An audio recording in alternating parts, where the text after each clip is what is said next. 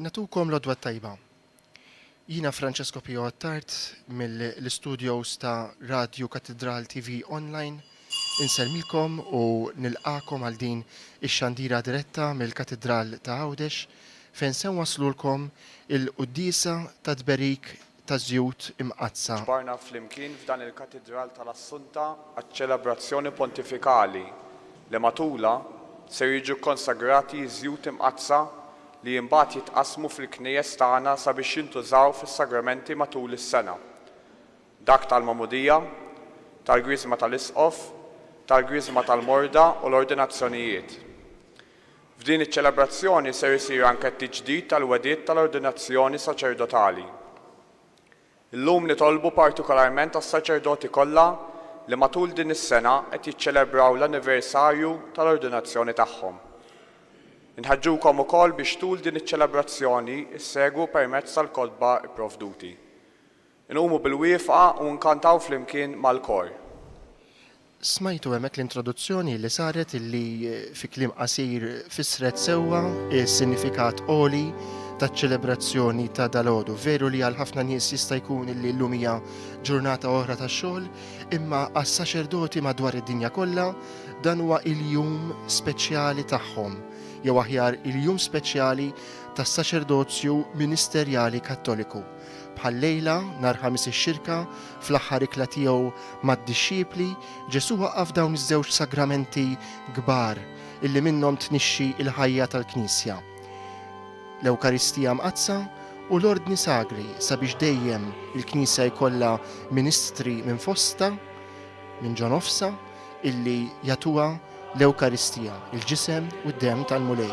U għalhekk bir-raġun bħal dalgħodu fid-djoċesijiet kollha tad-dinja sakemm b'arranġament speċjali ma tkunx diġà saret fil-ġranet li għaddew bħal bieraħ, il-Knisja kollha tingħaqad flimkien mal-isqfijiet tagħha.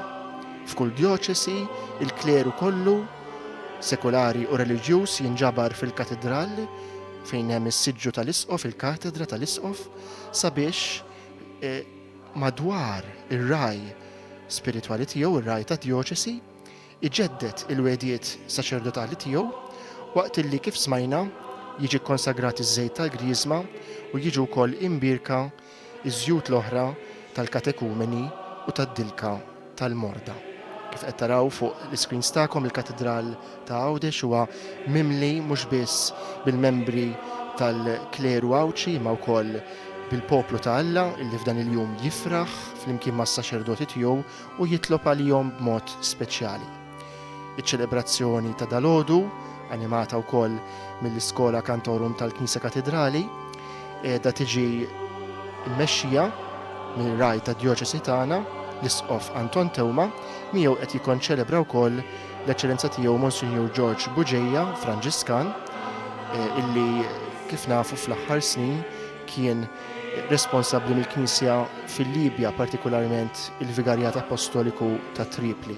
Illum huwa lura fil-djoċesi tagħna fejn qed jgħaddi xhur ta' mistrieħ wara dik il-ħidma kbira u xejn ħafifa li huwa wettaq f'dik il-Knisja immarkata wkoll minn tant dbatija. Tinsemmu dan dalgħodu ninaqdu mal-Knisja fid-dinja kollha, speċjalment maħutna l-insara illi huma persegwitati. Fost l-oħrajn tant saċerdoti illi huma mfiċkla wkoll fil-ministeru tagħhom minħabba persekuzzjoni, minħabba gwerra, minħabba sitwazzjonijiet ta' konflitt f'dawk l-artijiet. Niftakru b'mod partikolari f'ħutna fl-art imqazza, l-art ta' Ġesu, kif ukoll f'tant insara imxerda mad-dinja bħal fil-kontinent Afrikan illi huma qed jgħixu mumenti ta' diffikultà fil-ħajja tal-fidi tagħhom. Dalgħodu wkoll ser nirroddu ħajr lil Alla għal dawk is-saċerdoti mill-kleru tagħna illi qegħdin jiċċelebraw xi anniversarju saċerdotali importanti. 50 sena, 60 sena ta' saċerdozju nisimgħu aktar il-qudiem. Imma anki bl-għajnuna ta' dan il-kant ejjew nidħlu fil-qalba ta' din il-liturġija sabiħa ta' dalgħodu illi ssir biss fil-Katedral tad-Djoċesi. Dalgħodu fl-ebda knisja oħra ma jkun hemm qudies.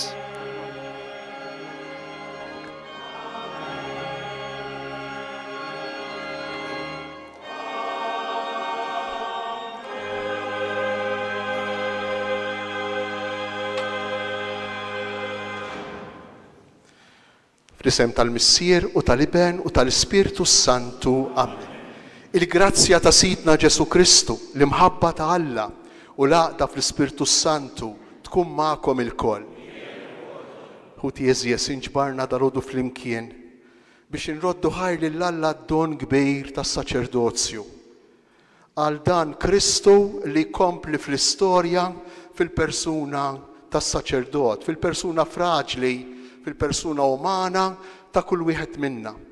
Ejjew fl-imkien Isqof George ħija fl-Episkopat, intom il-koll ħuti saċerdoti, inroddu ħajr lil Alla, intom insara fl-imkien magħna, nirringrazzjaw ta' dan id-don kbir li permezz tiegħu nistgħu ingawdu mill-lena li ġabilna Ġesu, mill-imħabba li Alla jrid jurina fl-istorja ta' ħajjitna. Ejjew niftakru l-lum fid-diversi saċerdoti li qegħdin jiċċelebraw l-anniversarji. Għandna lil Dun Anthony Mario Saliba li jinsab fl-Amerika li qed jiċċelebra 25 sena. Flimkien miegħu Monsignor Joseph Sultana, il-kanoniku Joseph Cardona, Monsignor Joseph Grek li jinsab jaħdem fis-Segreterija tal-Istat qiegħed umana dal-għodu, Dun Roberto Gauci. Infakru wkoll lil dawk li qed jiċċelebraw il-50 sena, Dun Giuseppe Cini, u lil dawk li qed jiċċelebraw is-60 sena, Dun Anton Xkembri u Dun Salf Muscat. Ejjew niftakru fis-saċerdoti li għaddejjin minn mumenti jibsa, kemm minħabba mart, kif ukoll minħabba diffikultajiet u problemi. Ejjew niftakru dal-għodu wkoll fis-saċerdoti li għaddew għal ħajja ta' dejjem. Ħuti Jeżjes, l-għana tal-ħnina ta' Alla wa bla qies. Fit-tmiem din iċ-ċelebrazzjoni solenni tal-Qudiesa se nirċievu l-barka apostolika bl-indulġenza plenarja li taħfer kull piena marbuta mad-dnubiet. Ejjew għalhekk narfu ħtijietna u numiljaw ruħna taħt lid setana ta' Alla biex hu jerfana meta jasal il-waqt.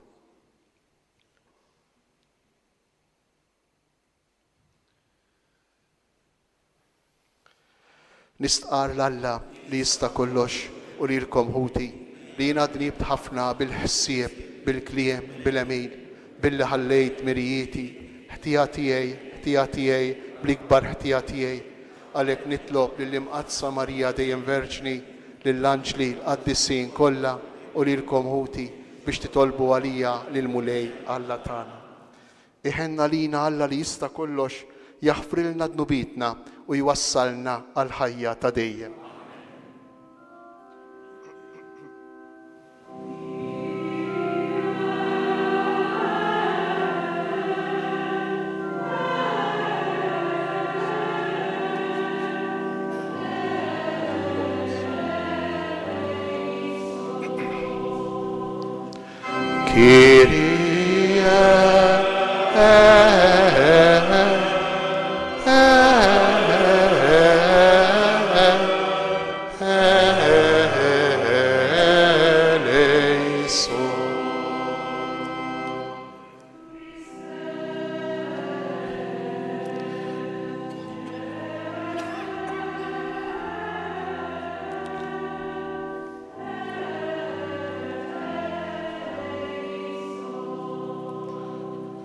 Christe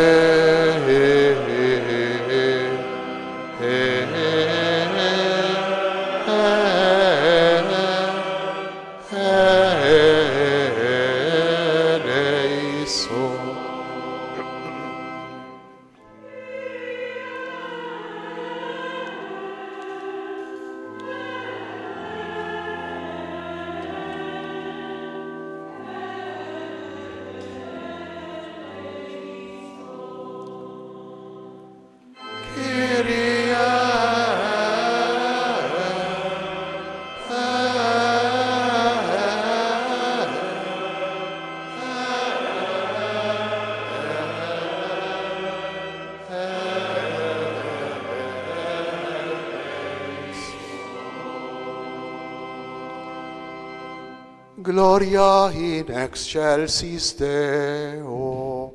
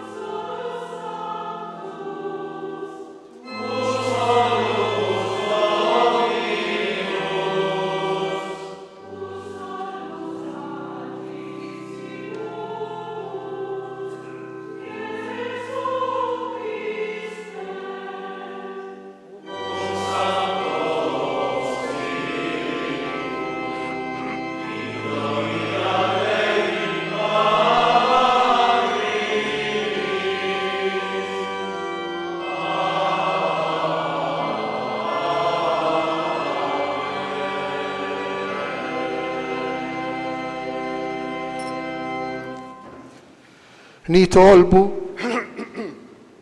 u Alla inti konsagrajt l-libnek il-wahdini bl-Ispirtu Santu u għamiltu l-Messija u il-Mulej fil-ħnina tiegħek għamel li aħna li għandna semmi l-konsagrazzjoni tiegħu inkunu xhieda tal-fidwa quddiem id-dinja bibnek Ġesu Kristu Sidna li hu Alla u miegħek jgħix u jisaltan flimkien mal-Ispirtu Santu għal dejjem ta' dejjem. Kemm il-profeta Iżajja fl-ewwel qari u kemm San Luqa fil-Vanġelu jippreżentawna l-figura ta' Kristu l-konsagrat tal-mulej. Nisimgħu l-letturi Fabio Cini u Anthony Joborġ illi ixandru l-qari. Qari mill-ktieb tal-profeta Iżajja.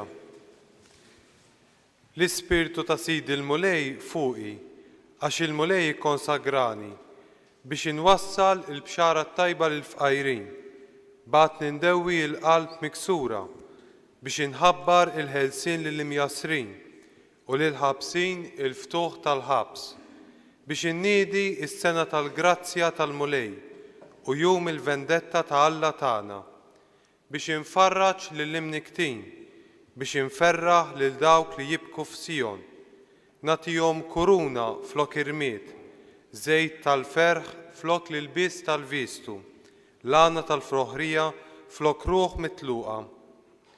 Lilkom isejħulkom il-qassisin tal-mulej, għaddejja ta' Alla tagħna isemmukom.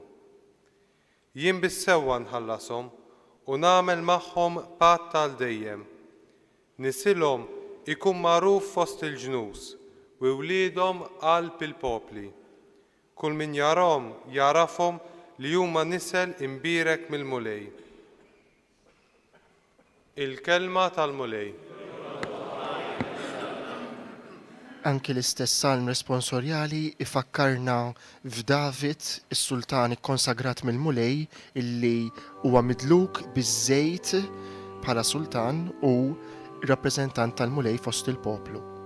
huwa prefigura ta' Kristu. It-tiba tal-mulej irrid dejjem nanni. Flimkien? It-tiba tal-mulej irrid dejjem nanni. Sibt lil David għaddej tiegħi biż-żejt imqaddes tiegħi dliktu. Tkun idi dejjem miegħu u nsaħħu wkoll bidrijaj. Flimkien? It-tiba tal-mulej irrid dejjem nanni. Miegħu kunu l-fedeltà u t-tiba tiegħi b'ismi tissaħħa l-qawwa tiegħu u jsejjaħ li int missieri u Alla tiegħi fortizza u salvazzjoni tiegħi. Flimkien? It-tiba tal-mulej irrid dejjem nanni. It-tiba tal-mulej irrid dejjem nanni. L-awtur ta' ktib tal-Apokalissi waqt li jagħtina diġà viżjoni eskatoloġika ta' dak li għandu jiġi fl-aħħar ta' żmien ifakkarna li minn issa aħna ġejna ikkonsagrati l-koll, mhux biss is-saċerdoti, il-poplu kollu talla bħala saltna ta' qassisin għal Alla missier. L-Apokalissi ta' San Ġwann Apostlu. Grazzja lilkom Muslim minn Ġesu Kristu, ix-xhud fidil, il-kbir fost il-mejtin, il-prinċep ta' slaten tad-dinja. Lil dak li ħabna u li ħalna minn dnubietna bis-saħħa ta' demmu u li għalina saltna assisina l-Alla tiegħu u missieru. Lilu l-glorja u s-seta għal dejjem ta' dejjem. Amen. Arawh, ġej fi sħab u l-għajnejnin kollha jarawh u kol dawk li kienu nifduh u r-rezzets kollha tal-art jibdew iħabtu fuq sidrhom minħabba fih. Iva, Amen. Jienu l-Alfa u l-Omega jgħid il-mulej Alla li hu u li kien u li għad irid jiġi dak li jista' kollox. Il-kelma tal-mulej.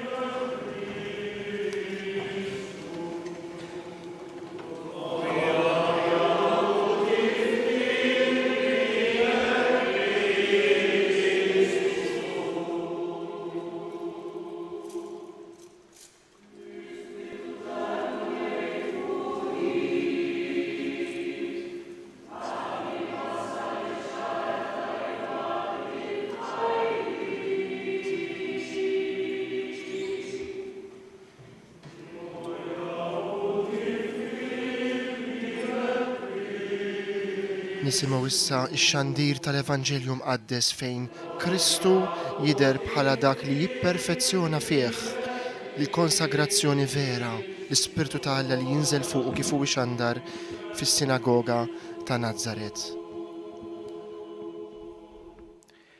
Il-mulej magħkom. Qari mill-Evanġelju mqaddes skont San Luqa. Il-Vanġelu ser jiġi jimxandar minn Monsignor Joseph Sultana sa ftit żmien ilu arċipita din il-parroċċa illum segretarju pastorali ta' Djoċesi.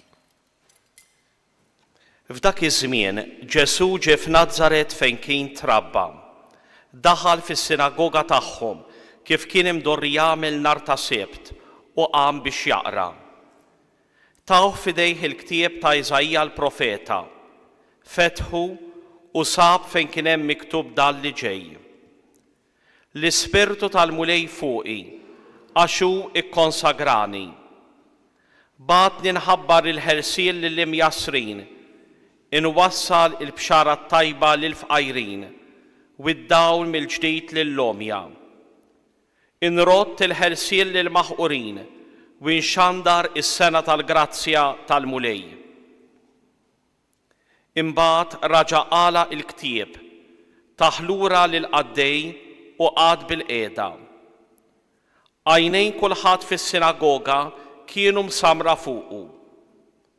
U beda jgħidilhom: din il-kidba seħħet illum, intom u tisimgħu. Il-kelma tal-mulej.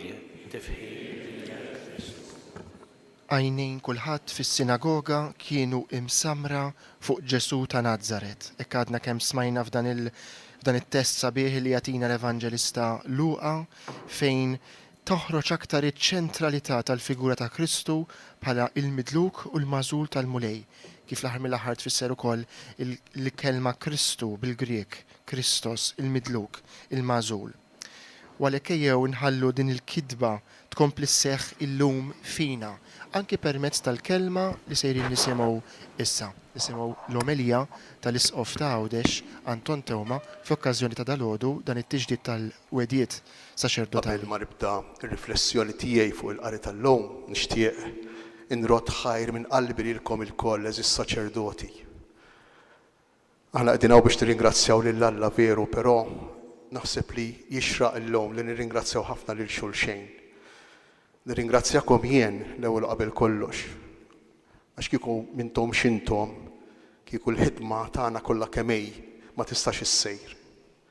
Għalhekk grazzi mill-qalb lilkom tal-ħidma tagħkom, tad-tbatija tagħkom, tas-sakrifiċċji tagħkom, tal-inkwiet tagħkom li ġorru minħabba l-ħidma pastorali. U grazzi lil familjari tagħkom li jieħdu ħsiebkom. Grazzi lil dawk li jikkurawkom kemm fiżikament kif ukoll spiritwalment. Beħsibni naqra dak li ippreparajt biex il-messaġġ jasal kif għandu jasal. Eżis ħuti saċerdoti, eżis ħuti insara. Fil-qalba ta' ħames ix-xirka, il-jum fondanti tal-identità saċerdotali tagħna, il-Knisja tiġborna madwar l-artal biex nikkontemplaw il-misteru ta' Kristu saċerdot u biex inġeddu b'umiltà u b'verità il-wedijiet saċerdotali tagħna.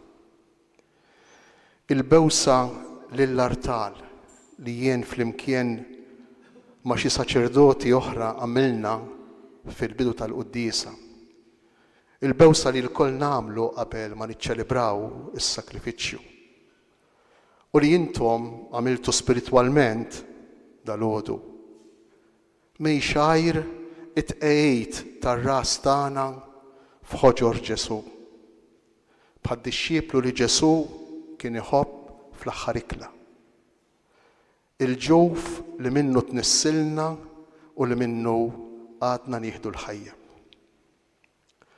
Ejjew nerġgħu lura lejn dan il-ġewf mhux biss biex infakru dak li seħħ fina bl-ordinazzjoni tagħna fil-passat, imma biex nirrealizzaw u niċċelebraw dak li seħħ fina matul ħajjitna kollha, anke fil-preżent. Hija dejn ir-relazzjoni ombelikali li bi grazzja tikkomunikalna id-doni tal-Ministeru u tas-sejħa tagħna. U dan indipendentement minn kif nistgħu nħossuna aħna jew kif ngħixu aħna is-saċerdozju tagħna. Aħna konna hemm fil-pjan etern tal-missier mal-inkarnazzjoni tal-Iben. Huwa mument tassew sabiħ, imma wkoll wieħed li jitlob minna ħafna għax ipoġġina quddiem il-verità tas-sejħa u tal-ħajja tagħna. Il-qari li smajna jdawwal dan il-mument b'mod qawwi ħafna. Il-profeta Eżajija tagħna kliem li nafuh il-koll. L-ispirtu ta' Sidi l-mulej fuqi, għax il-mulej ikkonsagrani bid-dilka. Dan il-kliem ma jitkellimx biss dwar Kristu, il-midluk, jitkellem ukoll dwarna. Jitkellem dwar l-identità l-aktar profonda tagħna ma' Ġesu u fih dan il-kliem qalu minn qabel il-missier għalina, għal kull wieħed minna. Aħna rġieli konsagrati, midlukejn, mibgħutejn.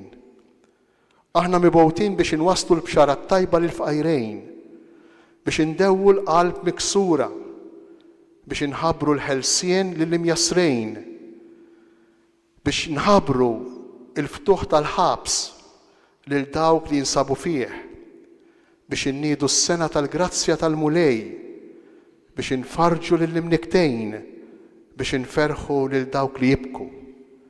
Juża 7 verbi, 7 azzjonijiet il-profeta Eżajija. U madankollu, jekk aħna rridu nkunu sinċiri, illum dan jista' jkun diffiċli biex inħossuh jew biex ngħixuh bisħieħ. Għax flimkien ma' sbuħija tas-sejħa aħna nistgħu nġorru fina sentimenti ta' solitudni, sentimenti ta' ejja, nuqqas ta' fiduċja fina nfusna u forsi fl-oħrajn, nġorru fina biża', djufija umana, djufija morali, djufija spiritwali. Xi drabi inħossu il-pejs tad-distanza, in-nuqqas ta' ftehim, jew anki r-rifjut min-naħa ta' dawk li aħna msejħejn biex naqdu. Kultant nistaqsu lilna nfusna, aħna għadna aċċettati, aħna għadna rilevanti, il-Ministeru tagħna għadu jiftijem, dan li qed nagħmlu jagħmel sens.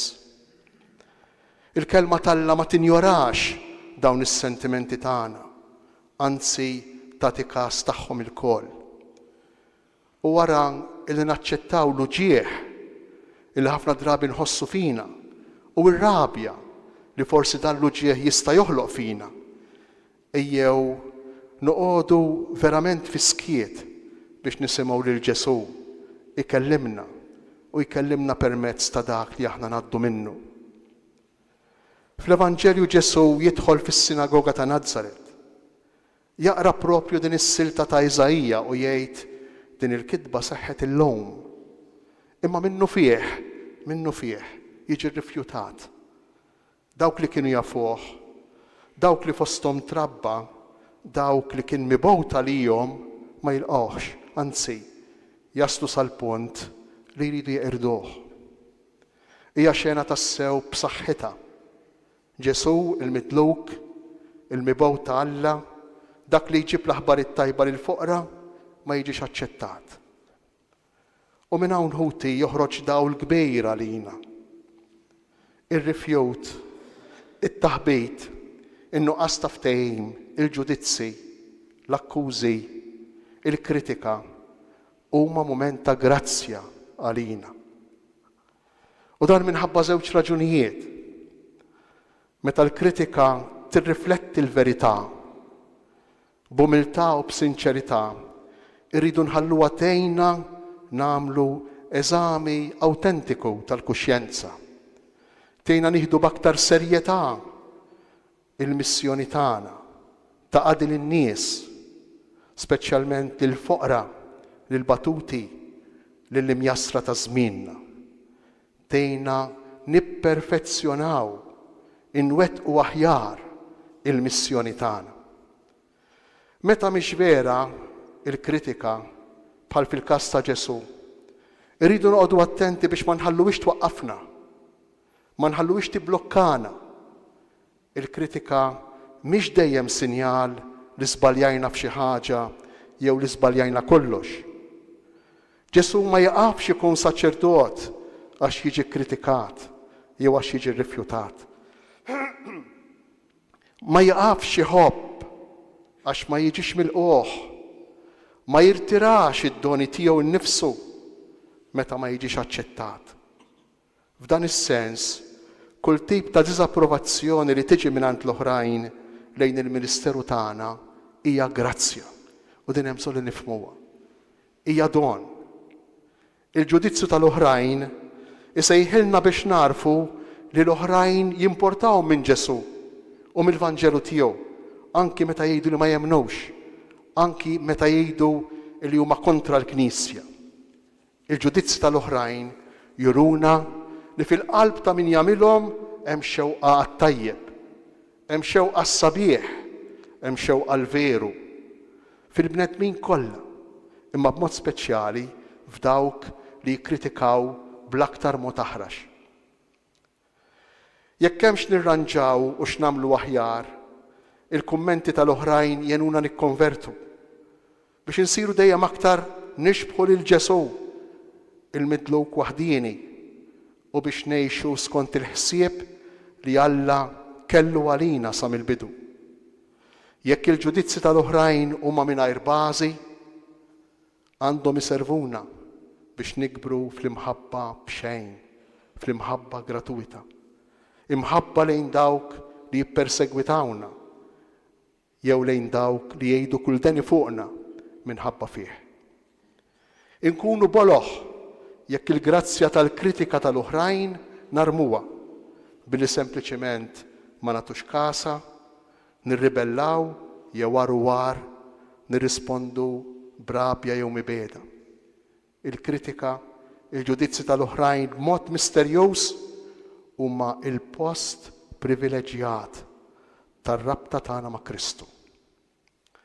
U propju hawn tidher il-qalba tas-saċerdozju, imħabba li tibqa', don li ma jiġix irtirat, fedeltà li tmur lilien mill-approvazzjoni tal-oħrajn. Il-ktieb tal-Apokalissi ifakkarna bi kliem qawwi. Kristu ħabna u ħallna minn dnubitna bis-saħħa ta' demmu. Ma jgħidx ħabna meta ħabbejnieh jew meta aċċettajnieh, imma jgħid ħabna u ħallna minn dnubitna. Iħobbna dejjem. Din hija l-identità l-aktar profonda tagħna li nkunu sehem minn din l-imħabba dejjema. Eżis saċerdoti, illum se nġeddu l-wedit tagħna mhux għax aħna perfetti, mhux għax dejjem imħeġġa, mhux għax dejjem inħossuna kapaċi. Se nġedduhom fil-verità tagħna, fil-fraġilità vera tagħna, fil-feriti li nġorru u anki fid-diżappunti tagħna. Meta ftit ieħor ngħidu mill-ġdejt l-iva tagħna, żgur li mhux se tkun liva perfetta, idealista, ta' min għandu kollox f'postu jew taħt kontroll.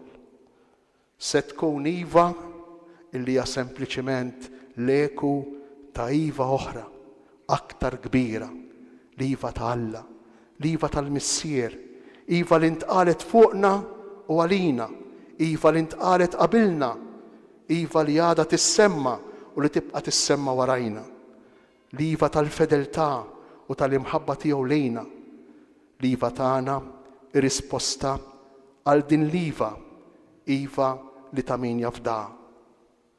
Id-berik ta' żjowt tal-katekumeni u tal-morda u b'mod speċjali il-konsagrazzjoni taż-żejt tal-griżma huma simbolu, sinjal tal-preżenza u tal-fedeltà ta' din l-iva, tal-Ispirtu ta' Alla, huma memorjal ta' din l-iva ta' Alla fuq is-saċerdozzju tagħna. Iva li kienet qabilna, iva li tagħtina, iva li tibqa' warajna u li permezz tal-istess dilka tagħna tidlek lil dawk li magħhom naħdmu. Ta' min forsi illum vuċi aktar umli minn snin oħra, imma aktar vera ngħidulu iva mulej, inti taf kollox, inti taf li nħobbuk. U f'din l-iva hemm ukoll fejqan. Għax il-mulej ma jitlobniex inkunu apprezzati minn kulħadd, imma li nkunu awtentiċi. Il-mulej ma jitlobniex inkunu perfetti, imma li nkunu sinċiri. Il-mulej ma jitlobniex li nagħmlu suċċessi, imma li naqdu. Il-mulej ma jitlobniex li dejjem niġu mifhuma, imma li nippruvaw nifhmu. Fi żmienna aktar milli fl-imoddi, aħna msejħin nerġgħu niskopru l-essenza tal-ministeru tagħna.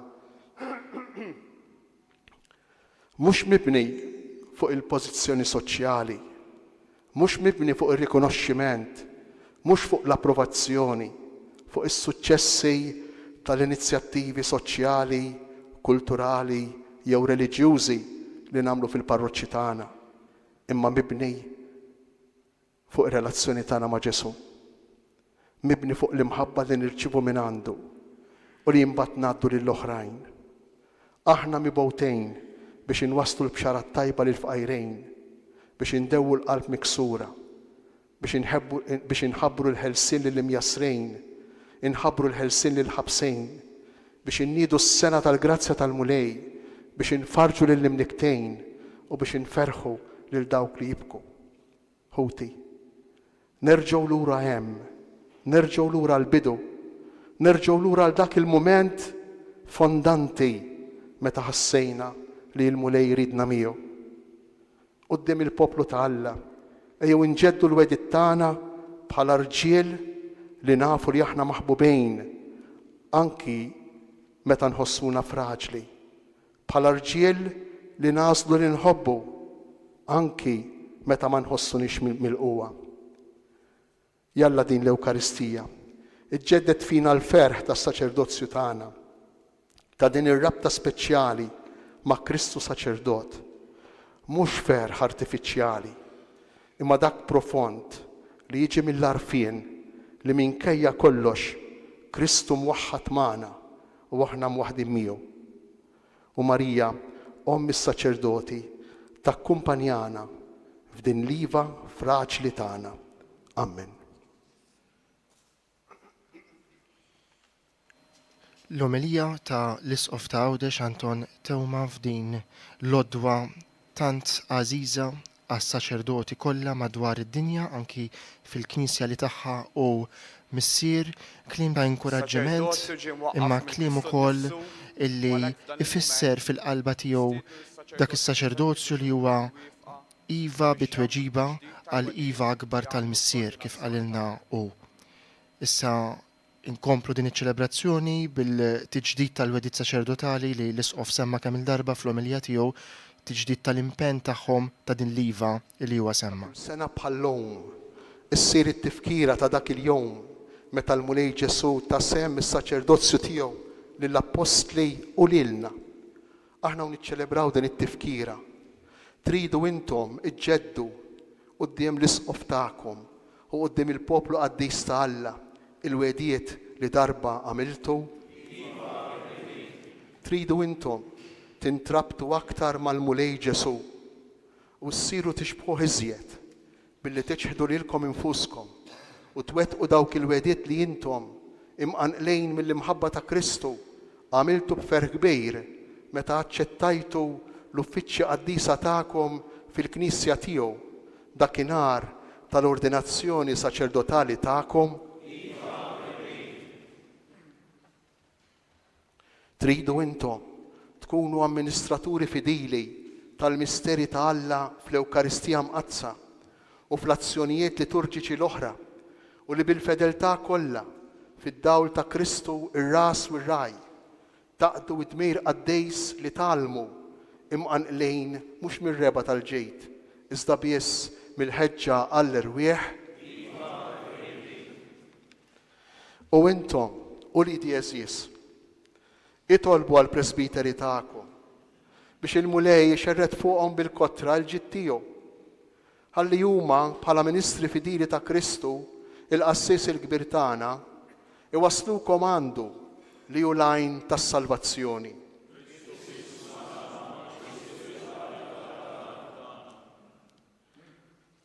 U jitolbu għalija wkoll u għall-Isqof George biex inkun fidejl fil-qadi ta' dmir apostoliku għafdat lili fiċ-ċokon tiegħi u nsir fostkom xbija ħajja u dejjem iżjed perfetta ta' Kristu li hu l-qassejs ir-raj it-tajjeb li mallem u l-qaddej ta' kulħadd.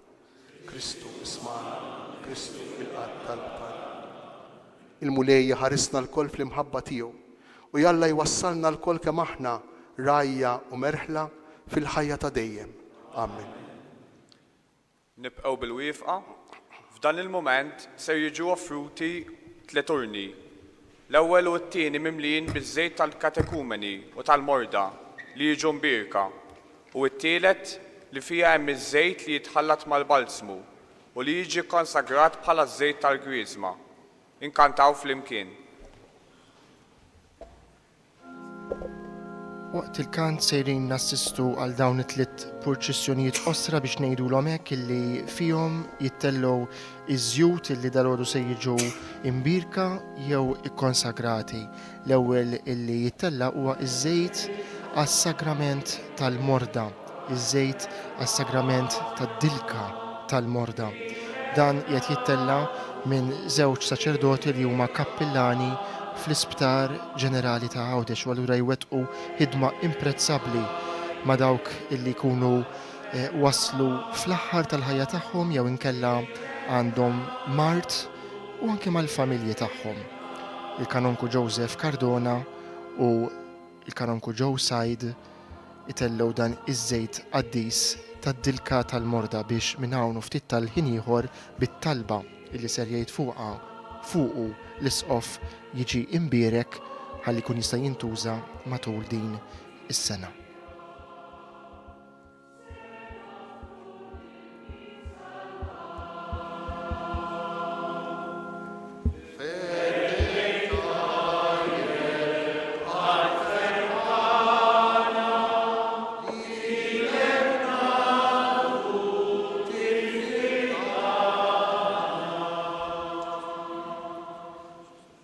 Din hija l-offerta taż-żejt għas-sagrament tal-morda.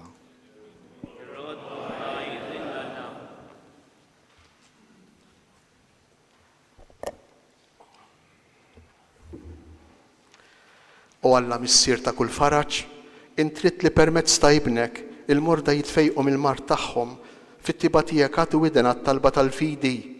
Ibgħat mis-sema d-difensur l-Ispirtu Qaddis tiegħek fuq dan iż-żejt illi jintoġbok nislu mis-siġara s-saħħa tal-bniedem. Xerret fuq l-barka qaddisa tiegħek biex dawk kollha li jindilku bih ikollhom il-ħarsien fil-ġisem u r-roħ u jeħilsu minn kull dbatija, minn kull nuqqas ta' saħħa u minn kull mart. Jitbierek minnek għalina mulej dan iż-żejt qaddis tiegħek f'isem Sidna Ġesu Kristu. Amen.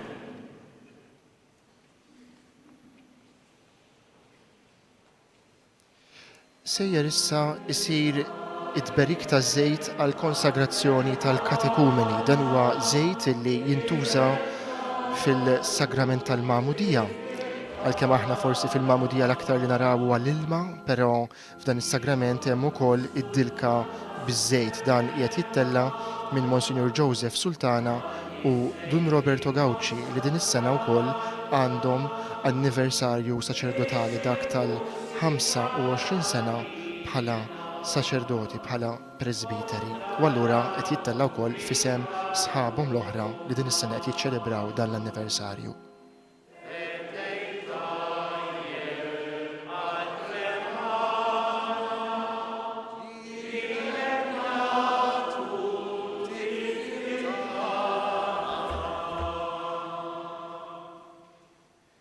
Din hija l-offerta taż-żejt tal-konsagrazzjoni tal-katekumeni.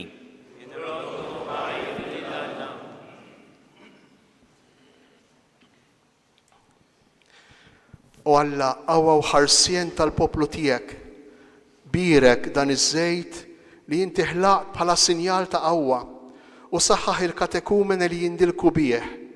Għatihom l-erfu l-qawwa tiegħek biex jifhmu aħjar l-Evanġelju ta' Kristu. Qawwilhom qalbhom għad-dmirijiet tal-ħajja nisranija u għamilhom woliet adottivi xierqa tiegħek biex jieħdu twelid ġdid fil-Knisja tiegħek u jgħixu ħinja fija bi Kristu Sidna. Waqt li l-kor ikompli ikanta dal-innu sabiħ liturġiku li jsir fl-offerta ta' żjud li ifaħħar ukoll l-siġra illi s-siġra ta' żebbuġ illi minna joħorġu dawn iż-żjud li qed jiġu imtellejn għal konsagrazzjoni u tberik dal-għodu. Issir it-tielet u l-aħħar purċissjoni għaż-żejt tal-Griżma. Dan iż-żejt li jintuża fl-ordinazzjoni tas-saċerdoti u l-isfijiet kif ukoll fil-Griżma tal-isqof, imma huwa wkoll żejt li b'xi mod jerġa' jintuża wkoll fil-Magħmudija kif ukoll meta jiġu konsagrati postijiet u altari imqazza. Postijiet imqazza bħal huma knejjes kif ukoll altari, ħitan ta' knejjes u anke niepen ġodda. Dan ukoll qed jittella minn żewġ saċerdoti li għandhom anniversarju dis-sena, Monsignor Joseph Grek u Monsignor Salf Dini Muscat. l-offerta ta' żejt ta' Griżma mqazza.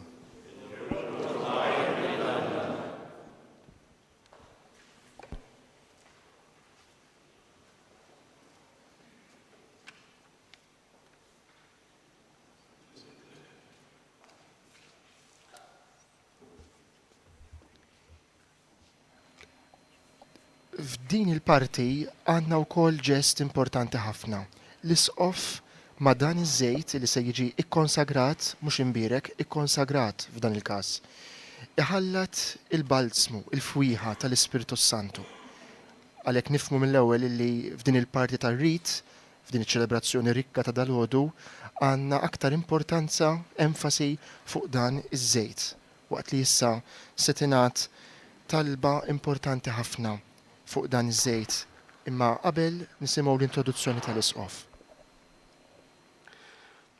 Ħuti Jeżis, nitolbu lill-Alla l-Missier li jista' kollox biex ibierek u jqaddes din il-Griżma u biex dawk li jindilku bija minn barra iħossu l-ġid tagħha minn ġewwa u tkun tistħoqilhom il-fidwa mingħand Alla. Wieħed mill-modi kif jidher l-Ispirtu Santu fil-ġrajja tar-rivelazzjoni huwa proprju bħala nifs, bħala riħ sa mill-bidu tal-ħolqien. Għalhekk l-isqof f'dan il-mument jonfoħ f'dan iż-żejt sabiex fih tidħol il-qawwa tal-Ispirtu Santu li huwa Alla li tkabbar u tmexxi l quddiem kull ġid tar-roħ fit-tiba tiegħek il-qarrat ta' ħajr li bil-qima kollha l-Knisja ferħana qed tagħmillek permezz tagħna. Int fil-bidu ridt li l-art tnibbet is-siġar li jagħmlu l-frott tagħhom u fosthom is-siġra taż-żebbowġ li minna nieħdu dan iż-żejt mill-itjeb li bih ninqdew għal Griżma mqazza. David, imnebbaħ mill-ispirtu tal-profezija, għaraf minn qabel il-misteri tal-grazzja tiegħek u għandna li ż-żejt jagħmel il-wiċċna jiddi.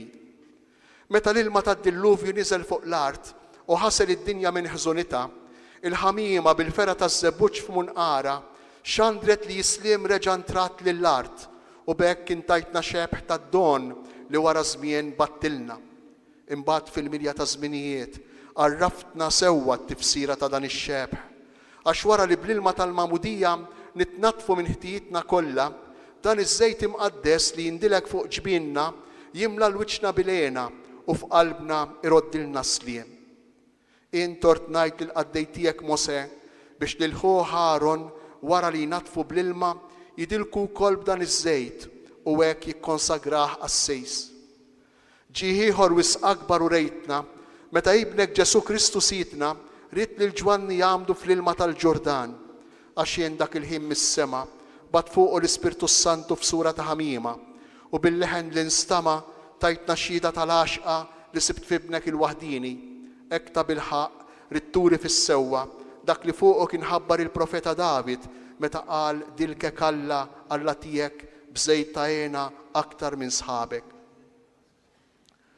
Nitolbuk għalhekk mulej biex il-barka tiegħek tqaddes dan iż-żejt ħolqien tiegħek. Ixħed fih il-qawwa tal-Ispirtu Santu bis-seta wkoll ta' Kristu tiegħek li għall-isem qaddis tiegħu issemmiet il-Griżma li bija oġbok tikkonsagra lejk assisejn u slaten, profeti u martri. Wetta nitolbuk din il-Griżma biex lil dawk li se jiġġeddu bil-ħasil ta' ruħhom fil-magħmudija tħejjihom tajjeb għas-sagrament tas-salvazzjoni u tal-ħajja. Għamel li wara li jindilku b'din il-Griżma li tqaddes huma jeħilsu mit-taħsir tal-ewwel twelejt, isiru tempju tal-kobor tiegħek u jibdew ixerdu madwarhom il-fwieħa ta' ħajja tajba li toġbok.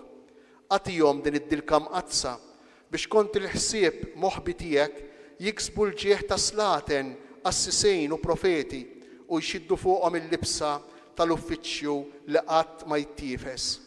Jalla tkun Griżma ta' salvazzjoni għal dawk li jitwildu mill-ġdejt mill-ilma u l-Ispirtu Santu, tagħtihom sehem mill-ħajja ta' dejjem u isseħibhom fil-glorja tas-sema bi Kristu Sidna.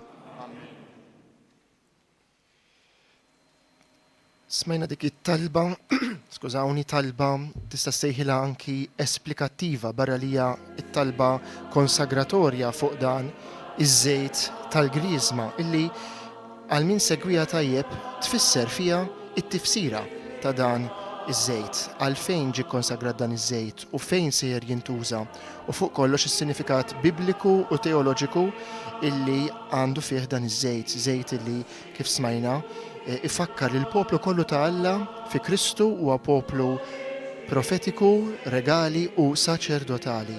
Konċilju Vatikan II li f'dawn is-snin qed infakru wkoll anniversarju importanti tiegħu ifakkar tant drabi li il-poplu ta' Alla kollu kemm huwa poplu saċerdotali, huwa poplu li huwa mżejjen dawn id-doni. U minn nofsu imbagħad huma magħżula dawk għas-servizz tiegħu.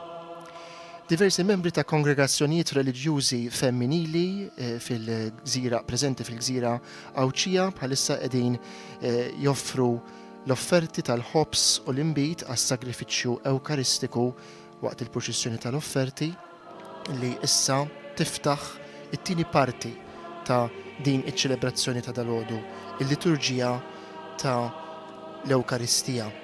Nistgħu anke ngħidu li hija t-tielet fil-każ tal-lum peress li kellna wkoll dik ir-rit sabiħ ta' tberik u l-konsagrazzjoni ta' żjud. Infakrukom li din hija xandira diretta mill-Katedral tal-Assunta, Katedral ta' Għawdex fejn l-Isqof Anton Tewma, kumpanjat ukoll minn konċelebrant ewlieni l-Isqof George Buġejja u s-saċerdoti ta' djoċesi qiegħed imexxi il-quddisa solenni ta' tberik ta' żjud imqazza kif ukoll it-tiġdid tal-wediet saċerdotali. Illum jum ħamis ix-xirka filgħodu. Il-lejla nagħtu bidu għat-tridu qaddis tal-Għid.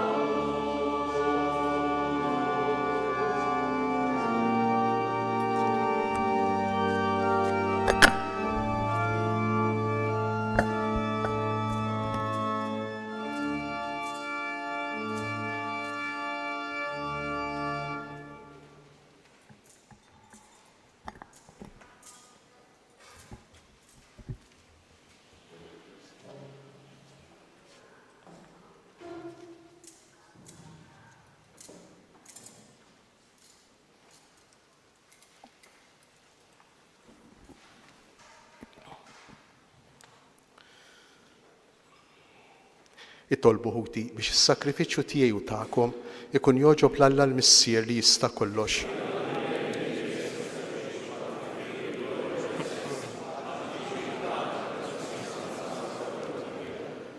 Nitolbuk mulej biex is-sagrifiċċju li sejrin nofrulek inaddafna bil-qawwa tiegħu mid-nubit tagħna tal-imoddi, iwettaqna fil-ħajja tal-grazzja u jmexxina l-qudiem fi triq tas-salvazzjoni bi Kristu Sidna.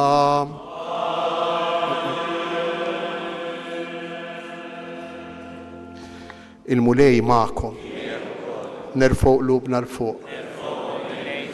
Niżżuħar lill-mulej Alla tagħna. Sewwa u xiraq tas-sew mulej, missier qaddis, Alla ta' dejjem li tista' kollox. Tajjeb u taġejt għalina li dejjem u kullimkien inroddulek ħajr. Inti konsagrajt lil ibnek il-waħdini bl-Ispirtu Santu u għamiltu l-qassis il-kbir tal-patt il-ġdid li jibqa' dejjem. U biħsib li ma bħalu oġbok tordna li s-saċerdozzi waħdini tiegħu jibqa' dejjem fil-Knisja.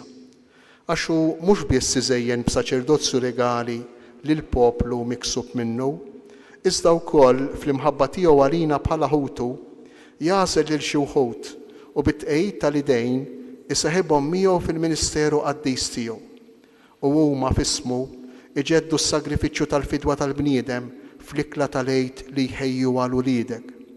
Imexxu bl-imħabba l-poplu qaddis tiegħek, jgħixuh bil-kelma tiegħek u jqawwuh bis-sagramenti.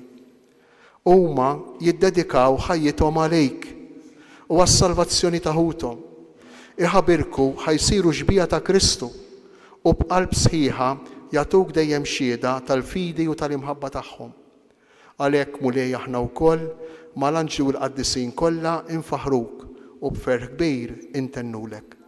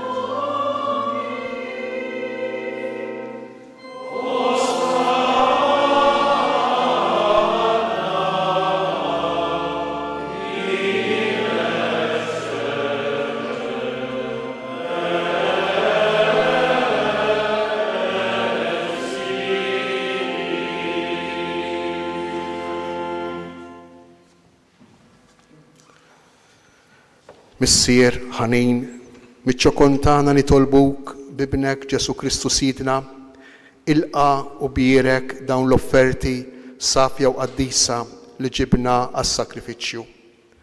Aħna nofruhom lok l-ewwel net tal-Knisja tiegħek qaddisa u Kattolika. Għatija sliem, ħarisa, għaqqada u mexxija mad-dinja kollha. Flimkien mal-qaddej tiegħek il-Papa Ljon 14, miegħi qaddej tiegħek mingħajr ma jistħoqli u mal-isfijiet kollha li jħadnu u jistqarru il-fidi vera u kattolika li għaddewna l-Apostli. Ftakar mulej fil-qadejja tiegħek u f'dawk kollha li hawn madwarna. Inti taf tajjeb il-fidi u r-rabta tagħhom miegħek. Għalihom aħna nofrulek huma wkoll joffru dan is-sakrifiċċju ta' tifħir għal ġid tagħhom u ta' qrabathom biex jiksbu l-fidwa ta' ruħhom u jaqilgħu is-saħħa u s-salvazzjoni li jittamaw u ma jresqu it-talb u x-xewqat tagħhom quddiemek Alla ta' dejjem ħaj u veru.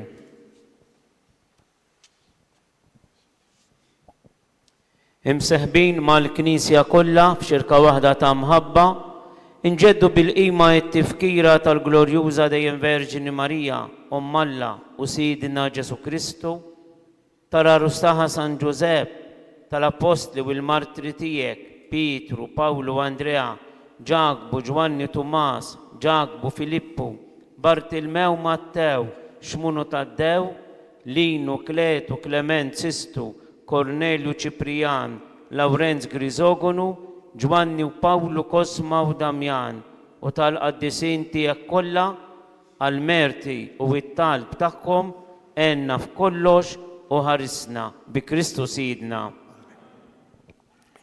Ilqa nitolbuk mulej din l-offerta tagħna u tal-familja kollha tiegħek, seddaq ħajjitna fis-sliem, eħlisna mit-telfin ta' dejjem u għodna fil-merħla tal-magħżulin tiegħek. Birek u Alla nitolbuk din l-offerta, għamel li tkun kollha kemm hi tiegħek, wettaqa, qaddisha, ilqaħħa biex issir għalina il-ġisem u d-dem ta' ibnek il-Aziz, Sidna Ġesu Kristu. U għawl il-lejl qabel ma bata, ħaj il-ħobs fl-idejn qaddisa u imbirka tiegħu. Refa' għajnejh lejn is-sema, lejk Alla missieru li tista' kollox. Radlek il-ħajr, birek, qasam, tali d-disċipli tiegħu u qal: ħudu u kulu il-kol minn dan, għax dan huwa ġismi li jingħata għalikom. Ġisem imqaddis ta' Ġesu imsammar għalija fuq is-salib. Jiena nħobbok u nadurak, Sinjur tiegħi u Alla tiegħi.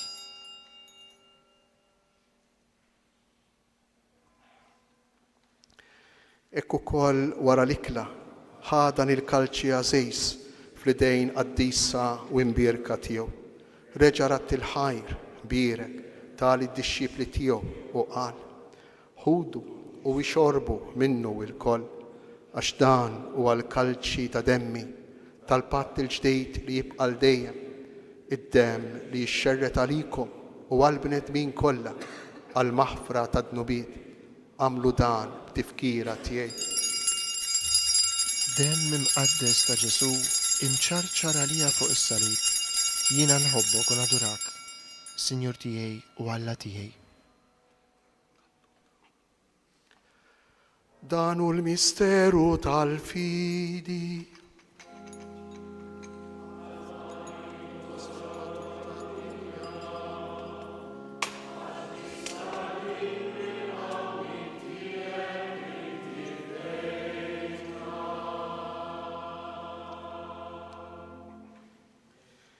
Għalhekk mulej, aħna ministri tiegħek u l-poplu qaddis tiegħek, aħna u nagħmlu dan b'tifkira tal-passjoni mqazza tal-istess ibnek Ġesu Kristu Sidna, tal-qawmin tiegħu mill-imwiet u tat-tluħ glorjus tiegħu fis-sema, noffru lis-seb tiegħek bla tarf mill-ġid li inti stess tajtna bitma safja qaddisa bla teba, il-ħobs qaddejs tal-ħajja ta' dejjem u l-kalċi tas-salvazzjoni bla tmiem.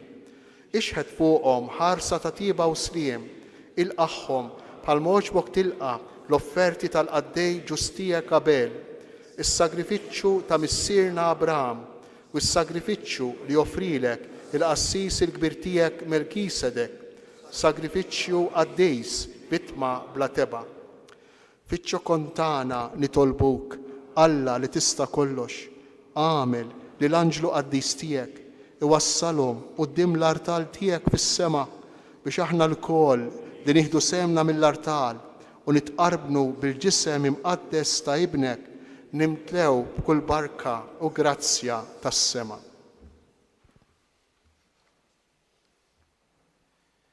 Ftakar ukoll mulej fil-qaddejja tiegħek li telqu qabilna bis-sinjal tal-fidi li ħadu fil-magħmudija u qegħdin jistrieħu fir-raqda tas-sliem. Ħenna lihom mulej wagħti lilhom u lil dawk kollha li jistrieħu fi Kristu il-għena, id-dawl u s-sliem.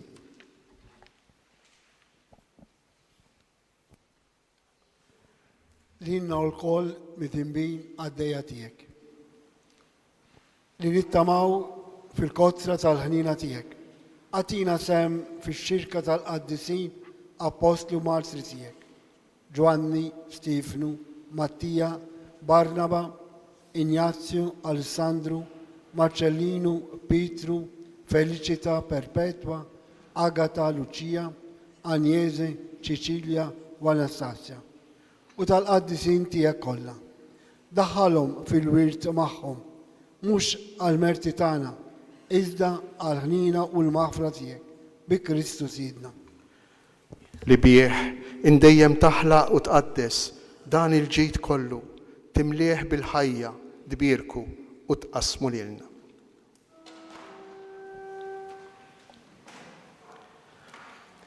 Bi Kristu, ma' Kristu u fi Kristu, jingħata lilek Alla missier li tista' kollox, flimkien mal-Ispirtu Santu, kull ġieħu glorja għal dejjem ta' dejjem.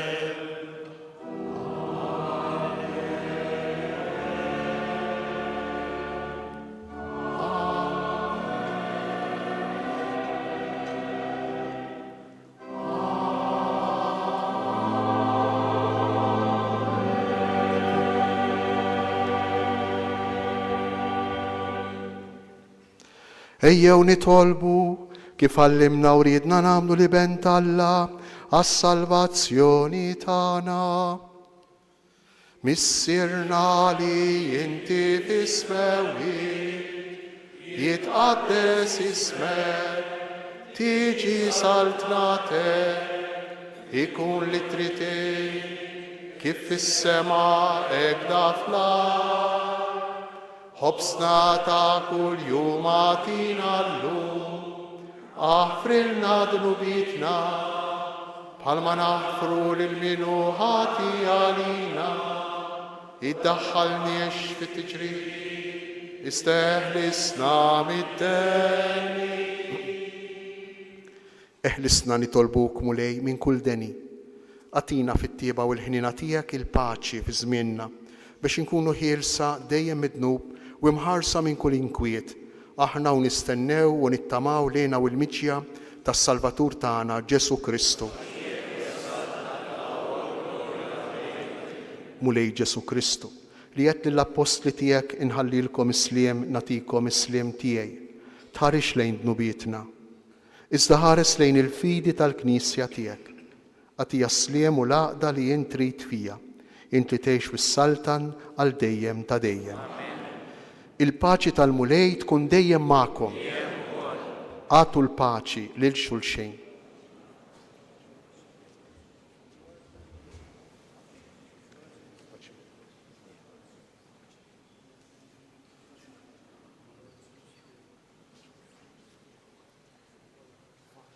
F'dan il-moment dawk preżenti hawnhekk fil-Knisja, fosthom is-saċerdoti manki il-poplu kollu ta' Alla, jgħaddu li xulxin il-paċi li mhijiex il-paċi li tiġi minna imma hija l-paċi li tiġi minn Kristu il-xoċ, linja il-paċi li s-saċerdoti ħabbar f'dan il-moment tal-Quddisa, u għalhekk hija paċi ħafna differenti minn kif tagħtiha id-dinja, kif smajna lil Ġesu stess jgħidilna f'dik it-talba sabiħa meħuda mid-diskors tal-aħħar ikla illi s-saċerdot tenna dritt qabel il-ħaruf ta' Alla.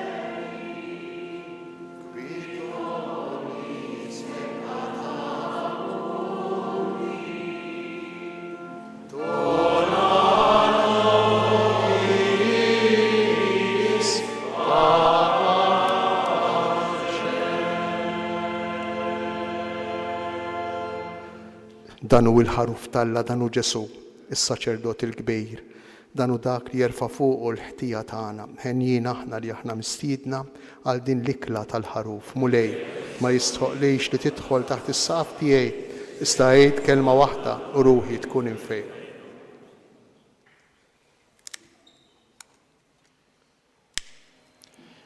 Il-Knisja, il-poplu ta' Alla f'din id-dinja għandu l-grazzja li kull darba jista' jerġa' jitlaq minn hawn, jitlaq minn madwar l-altar, mill-Ewkaristija mqazza. Hija l-Ewkaristija illi tfejjaqna, iġġeddidna, issaħħaħna fil-mixja tagħna. Ġesu Kristu li joffra demmu għalina biex joħolna bid-dobiet, hekk jibqa' joffri lilu nnifsu taħt ix-xbijat tal-ħobbs u l-inbit biex għal dejjem nagħmlu t-tieba tiegħu. Fi-spiritu ta' talb u ġabra nersqu lejn l-eqreb saċerdot fil-waqt li nkantaw flimkien.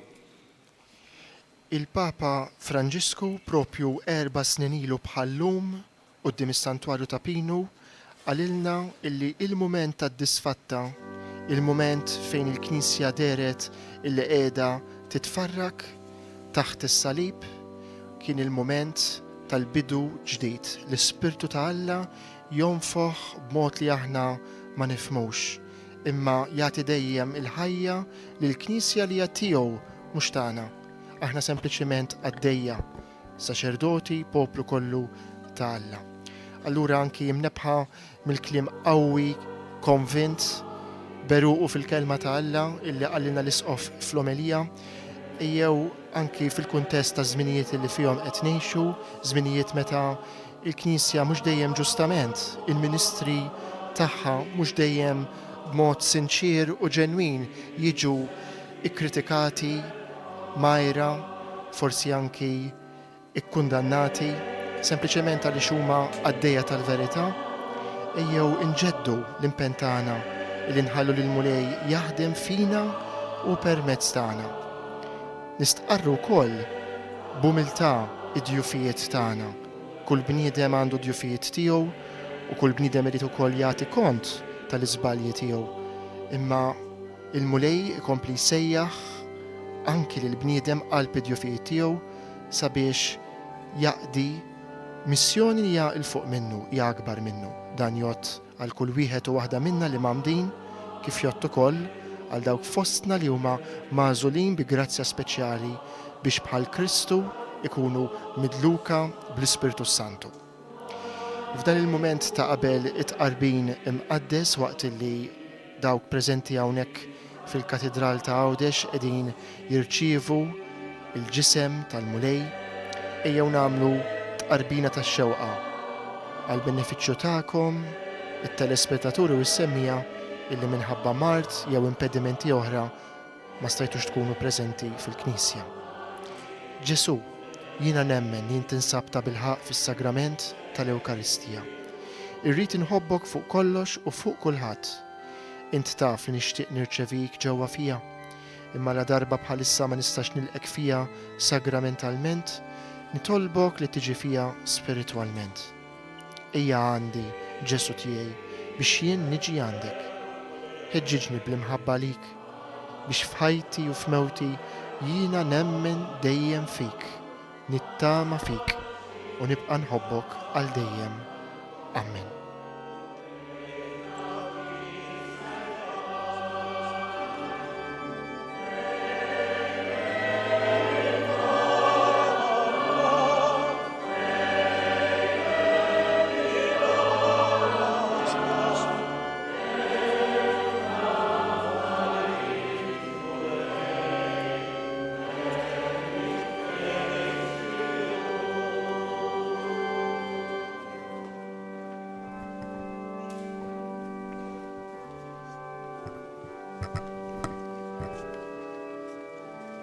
Qed naraw f'dawn il-momenti fuq l-screens tagħna saċerdoti li qegħdin jitilgħu wieħed fuq l-altar sabiex jirċievu il-ġisem u d-dem tal-Mulej.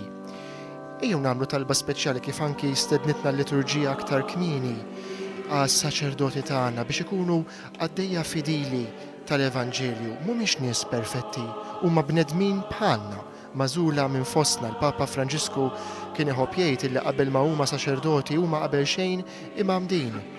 U allura jgħixu l-ħajja tagħhom bid-djufijiet tagħhom, bil-preġi tagħhom, u għalhekk żgur li għandhom bżonn it-talb tagħna, speċjalment illum meta qegħdin iġeddu il-wedijiet saċerdotali tagħhom, dik liva li huma aktar hawnhekk fl-istess post snin ilu minn ħafna u minn inqas taw lil Mulej qudiem il-poplu kollu ta' Alla meta ġew imqiegħda l-idejn tal-isqof fuqhom u ġew ikkonsagrati biż-żejt tal-Griżma. Dak iż-żejt illi illum ġie konsagrat għal darb'oħra sabiex il-poplu ta' jista' igawdi minn dan il-frott tal-grazzja tal-Ispiritu Santu li f'kull żmien fil-Knisja u l-barra minna tkompli taħdem għad qaddis tad-dinja kollha. Tistgħu taraw ukoll xbijat sbieħ tal-vari tal-passjoni tal-ġimgħa l-kbira illi l-ħadd li għadda minkejja it-temp illi anki sal-lum għadu qiegħed jippersisti f'dawn il-ġranet tal-ġimgħa imqazza inħarġu f'proċessjoni madwar it-toroq tal-Belt Victoria kif se naraw ukoll ġbijat oħra jekk Alla jrid fil-jum qaddis ta' għada l-ġimgħa l-kbira jinħarġu f'proċessjonijiet propju biex jiġbdu l-attenzjoni tagħna il-poplu ta' Alla sabiex nimmeditaw il-passjoni u l-mewt tas-Sinjur tagħna Ġesu Kristu. Imma dalgħodu nħallu l-ħsieb tagħna jiffoka fuq dan il-misteru kbir tas-saċerdozju mqaddes. Misteru li fid-djufija ta' dawk illi Alla jagħżel qiegħed teżor kbir, it-teżor tal-grazzja mhux għalihom imma għall-poplu ta' Alla. Allura anke meta naraw saċerdot dajjef, saċerdot li żbalja, aħna bil-fidi rridu mmorru lil hemm mill-persuna, mis-simpatiji jew mill-azzjonijiet tal-ħajja ta' kuljum, anke mid-dnubiet u l-iżbalji illi inevitabilment kull persuna twettaq. U naraw il-ħidma tal-grazzja ta' Alla illi taħdem mingħajr ebda mertu tal-persuna nfisha, fis-saċerdoti tagħna, fil-ministri, kif taħdem ukoll f'kull wieħed u waħda minna.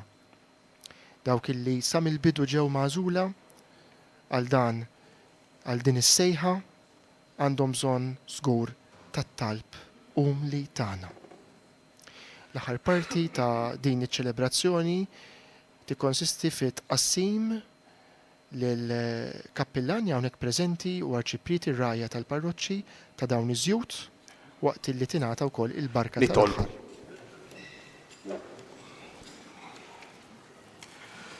Fiċ-ċokon tagħna li tolbuk u Alla li tista' kollox biex aħna li ġġeddidna bis-sagramenti tiegħek jistħoqilna nsiru l-firħa ta' Kristu li jgħix wi saltan għal dejjem ta' dejjem. Qabel ma nirċievu l-barka tal-aħħar għadhom kif ġew imqasmejn iż-żjud lill-kappillani tal-parroċċi tagħkom, tal-parroċċi tagħna huwa s-sinjal tal-qadi iż-żejtu xi ħaġa sabiħa, xi ħaġa li tfejjaq, xi ħaġa li ssebbaħ, xi ħaġa li tfewwaħ. Dan hu x-xogħol din hija l-ħidma tas-saċerdoti fil-parroċċi, fil-komunità nisranija. Għalhekk inħeġġiġkom eżis insara li qegħdin hawnhekk magħna dalgħodu biex titolbu għas-saċerdoti, jitolbu għalina. Jitolbu għalina li nippruvaw naqdukom hawnhekk, jitolbu għal dawk li huma morda, jitolbu għal dawk li għandhom diffikultajiet, jitolbu għal dawk li huma msefrejn. Uħud minnhom minn nhar it-tnejn se jiltaqgħu flimkien biex jagħmlu ġimgħa ta' formazzjoni flimkien dawk li huma msefrejn. Itolbu għal dawk li qegħdin fil-missjoni, nitolbu għalihom il-koll biex il-mulej jagħtihom l-għajnuna li għandhom bżonn minkejja l-fraġilità tagħna, minkejja d-djufija tagħna. Itolbu għalina. Il-missier tagħna fi Kristu Mons Anton Tewma għall-grazzja tal-Alla u tas-sede apostolika isqof tal-Knisja Mqazza Fawdex f'isem il-Papa jagħti lil dawk kollha preżenti niedma meħtijietom imqarra u mqarbna il-barka apostolika bl-indulġenza plenarja. Itolbu lill-Alla għall-qdusija tiegħu il-Papa tagħna il-jum 14 għall-isqof tagħna Anton u għall-Knisja Mqazza Omna u fittxu illi tgħixu faqda sħiħa magħha bħajja qaddisa. Il-mulej magħkom. Baxxu raskom għall-barka. Ikun imbierek issem il-mulej. L-għajnuna tagħna fissem il-mulej. Jagħmel is-sema u l-ard. Bl-interċessjoni tal-qaddisejn Apostli Pietru u Pawlu, iberikkom Alla li jista' kollox, il-missier, l-iben u l-Ispirtu Santu. Amen. Ċi ta' Kristu. Inroddu ħajr lill-Alla. Il-kanċillier ta' dioċesi hemmhekk, Monsignor Edi Zammit, introduċa dik il-barka speċjali li dalodu l-isqof ta' dioċesi għandu l-fakultà mill-qdusija tiegħu il-Papa illi jagħti lil miġema kollha miġbura, waqt li issa il-purċissjoni tal-aħħar permezz ta' din il-purċissjoni tal-aħħar iż-żjud li smajna aktar kmini li issa tqasmu lil kappellani u lil arċiprieti tal-parroċċi jitniżlu lura fil-parroċċi rispettivi. Propju l-lejla f'diversi parroċċi f'Għawdex fil-purċissjoni tal-bidu tal-qudiesa tat-tifkira solenni tal-ikla tal-mulej, tal-aħħar ikla tal-mulej, iġorru wkoll dawn iż-żjud bħala sinjali li issa wara li ġew imbirkaw ikkonsagrati fil-katedral dawn sejrin jintużaw diġà fil-ġimgħati li ġejjin fil-parroċċi ta' Għawdex, fil-15 il-parroċċa tal-Gżira Awċija. Qed naraw anki iċ-ċensier mhux soltu li fl-aħħar tal-quddiesa jerġa' jimtela jitpoġġa l-inċens fuq il-faħam fiċ-ċensier fil-purċissjoni tal-aħħar ma jkunx hemm użu tiegħu. Imma peress din il-purċissjoni qiegħda ssir b'dawn iż-żjud imqazza u konsagrati huma żjud li jintużaw f'diversi sagramenti propju għalhekk il-fwieħa tal-inċens tmexxi din il-purċissjoni tal-bidu. Purċissjoni li matula il-kor qed ikanta innu ieħor għaddat tant għal funzjoni ta' dalodu. Il-kliem li smajna wkoll fl-ewwel qari mill-profeta Iżajja u li Ġesu itenni fis-sinagoga ta' Nażaret fil-Vanġelu skont San Luqa, l-Ispirtu tal-mulej fuqi għax hu ikkonsagrani biex inwassal il-bxara tajba lil-fqajrin, il-ħelsien lill-imjasrin, inxandar sena tal-grazzja tal-mulej. Din hija il-missjoni partikolari tas-saċerdot.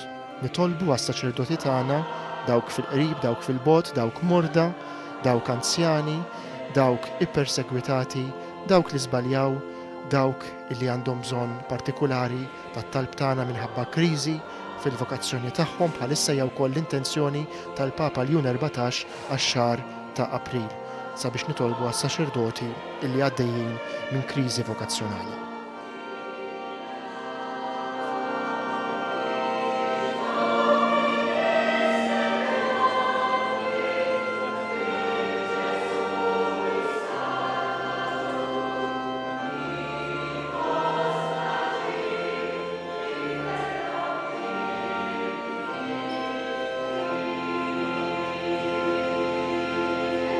Fit-tmiem din iċ-ċelebrazzjoni ta' dalodu nixtieq minn qalbi illi waqt li nirringrazzjakom illi kontu magħna biex issegwu l-quddiesa u titolbu magħna fiha waqt illi saret berik ta' żjud imqazza u t-tiġdid tal-wedijiet saċerdotali.